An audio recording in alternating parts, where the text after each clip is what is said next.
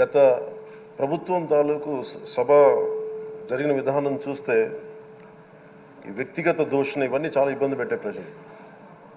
ఈ రోజున వాళ్ళకి 11 సీట్లకు పరిమితమయ్యారు, ఈరోజు లేరు, ధైర్యం లేదు వాళ్ళకి. విజయాన్ని తీసుకోగలిగారు కానీ ఓటమిని కూడా ధైర్యంగా కూర్చుకునే వాళ్ళకి స్థాయి లేదు, వాళ్ళకి పారిపోయారు ఇక్కడి నుంచి. భావంలో ఉండే తీవ్రత భాషలో ఉండాల్సిన అవసరం లేదు. భాష మనుషుల్ని కలపడానికి కానీ విడగొట్టడానికి కాదు, భాష విద్వేషం రేపడానికి కాదు, పరిష్కరించడానికి. ఎంత జటిలమైన సమస్య అయినా, భయంకర సమస్య అయినా చర్చల ద్వారా పరిష్కరించుకోవడానికి కానీ వివాదం సృష్టించడానికి కాదు. ఈ సభ ఉన్నది అందుకు.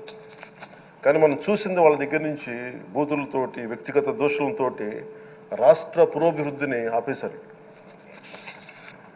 అలాంటి సభ కాకుండా ఇందాక మన పెద్దలు శ్రీ గౌరవ ముఖ్యమంత్రి చంద్రబాబు గారు చెప్పినట్టుగా ఇది భవిష్యత్తుకి ఇది ఒక ప్రమాణం అవ్వాలి.